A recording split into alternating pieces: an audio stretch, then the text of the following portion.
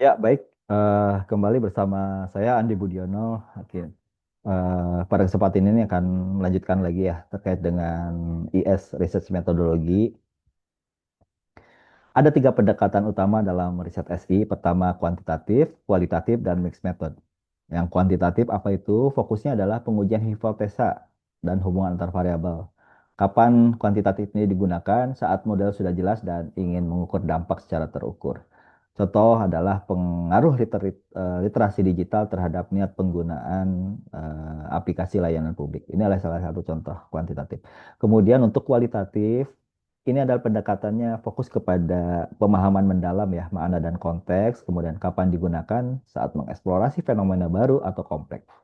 Sebagai contoh, misal studi fenomenologi pengalaman pegawai terhadap sistem e-office baru. Ini menarik sekali dengan pendekatan kualitatif untuk contoh studi kasus ini. Terakhir adalah mixed method atau campuran, di mana fokus ini adalah mengintegrasikan pengukuran antara angka dan cerita atau makna di balik riset ini. Kemudian kapan digunakan saat evaluasi yang secara komprehensif yang dibutuhkan.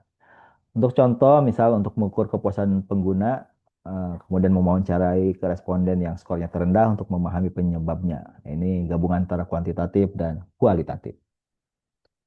Kemudian pendekatan campuran ini contoh di apa proses sinergi ya, tentunya campuran sinergi antara kuantitatif dan kualitatif.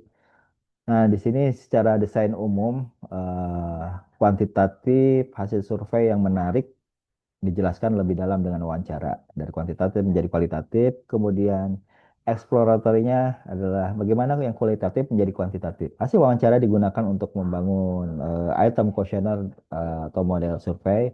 Terakhir adalah convergent, kuantitatif dan kualitatif menjadi terintegrasi. Nah, ini dijalankan bersamaan, dianalisa terpisah, lalu diintegrasikan di tahap interpretasi. Contoh metode campuran di studi kasus di BPJS Kesehatan ya, terkait dengan mengukur apa dengan skala besar lalu menjelaskan mengapa dengan mendalam.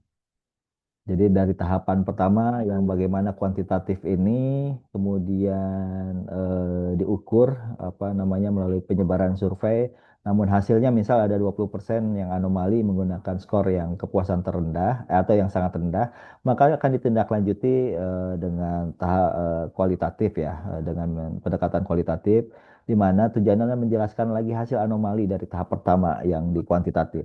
Kemudian metodenya apa? Melakukan wawancara lebih mendalam dengan 10 responden, misal dengan 10 responden yang dipilih dari tiap kelompok dengan skor kepuasan terendah.